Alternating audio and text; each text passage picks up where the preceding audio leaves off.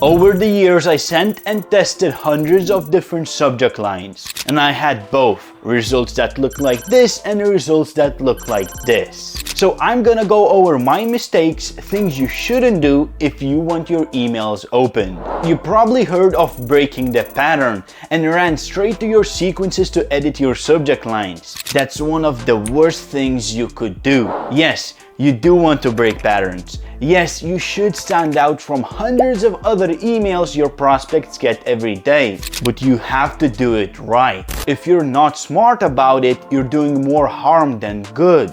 So let me tell you how not to break a pattern. If you think adding 3 stop signs emojis at the start of your subject line is a good idea, you are a silly goose, my friend. Your email might stand out between the sea of others, but boy oh boy are you going to be marked as spam.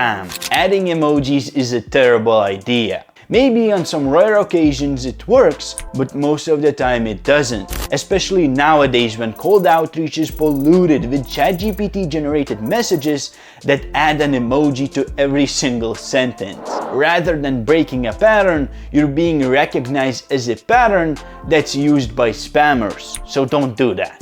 Next thing that you shouldn't do to break patterns is shouting. Please don't shout. Don't take your existing subject line and capitalize all of it. I mean, sit back and think for a second. How often do you see that done in conversational emails? Probably never. Humans rarely do that. So if you do it in a cold email, it might stand out, but not in a good way. Okay, before we move on to other mistakes you should never do, let's recap how not to break patterns. Don't be silly, don't shout, don't add hundreds of emojis. Basically, just be human. There's a perfect length for everything, and for subject lines, that's 4 words. You want to keep your subject line short and sweet. Subject line is not an opportunity to add an extra personalization sentence. No. Now, even though I said 4 words, sometimes having less is better. Sometimes as low as 1 word is enough. For example, if you said pizza, not only would it break a pattern, but it would intrigue someone like me. I'd be like, pizza? Where? Pepperoni? You get it? You know?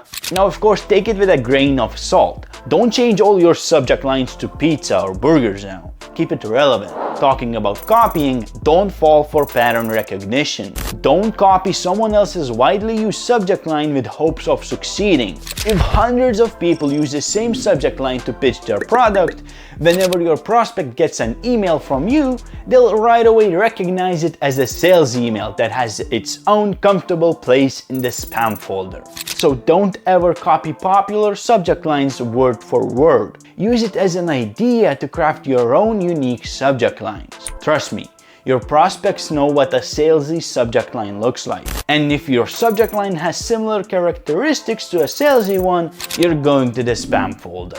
Now this one is quite obvious, so I'll touch on it shortly. Don't include any typical spam word. I know you want to spark curiosity and get your prospect to act fast, but if you include anything like free, guarantee, now, deal, win, sign up, limited, or any other words that are widely used by spammers, you're going to get recognized as spam. Not only by your recipient, but also by the email service provider itself. Also, it's not just words that you shouldn't use. Don't try to spice up your subject line with weird characters, thinking it will make it pop. Using symbols like these might also hurt your deliverability. So I know it might be tempting to use those table flipping symbol emojis. Why is it doing that? So I know it might be tempting to use those table flipping symbol emojis in your subject line, but it's better to keep them for yourself.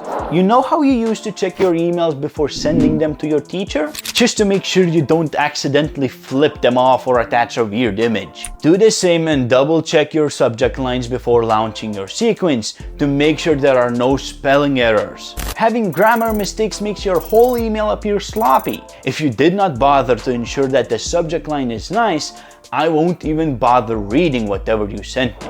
I did mention previously that sometimes, on rare occasions, one-word subject lines might work great, but that's the key.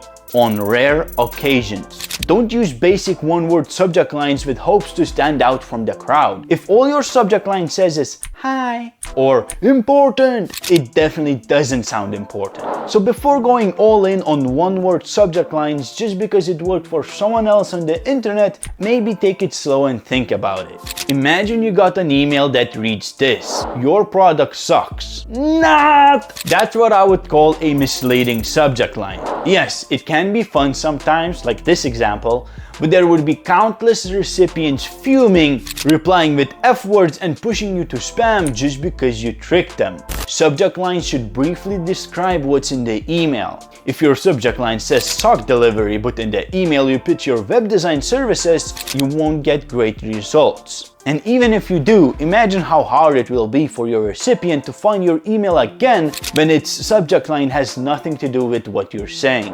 Don't promise anything in your subject line. Make sure your message meets the expectations that your recipient feels whenever they read your subject line. Same goes with adding RE or FW before your subject lines. They're also super misleading and might backfire.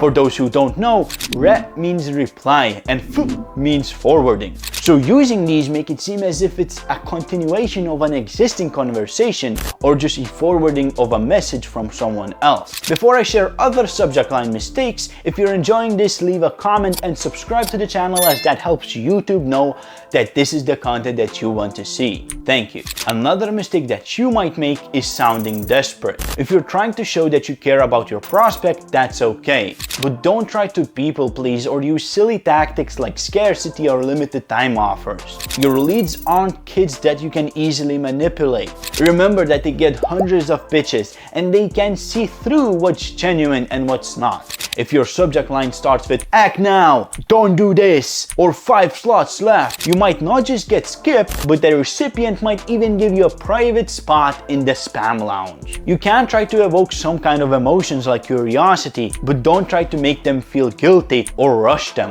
All you do is seem like you're begging for their attention. The subject line type I'm about to mention can fit both the pattern recognized and misleading type of subject lines. What I'm talking about are subject lines that look automated. You know when you sign up for a newsletter or join a webinar and get an automated email confirmation? If your email subject line looks anything like that, you're cooked. First name invitation to, or first name last chance to X, Y, and Z.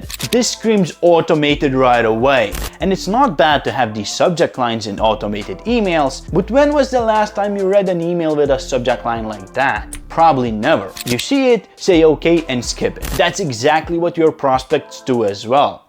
They recognize the pattern and disregard the email entirely. I left 2 worst mistakes for last. You probably heard that your cold email should be quite short. Most of the time, the sweet spot is around 50 words. But this doesn't mean that your subject line should compensate for that. The subject line isn't a place for extra information, and you don't know how many times I got a cold email pitch that tries to sell in the subject line rather than the email itself. Don't do that. The subject line is there to spark curiosity, briefly let the recipient know what it is about, and get them to open the email. It's not a place to expand your offer or squeeze in a case study. Make sure your subject line is helpful for your prospect rather than you. Lastly, the silliest mistake of them all is a mistake of forgetting to add a subject line. It happens to the best of us. You're so excited to launch a sequence that you forget about the subject line entirely. But don't worry, platforms like Salesforce won't even let you start a sequence without entering a subject line,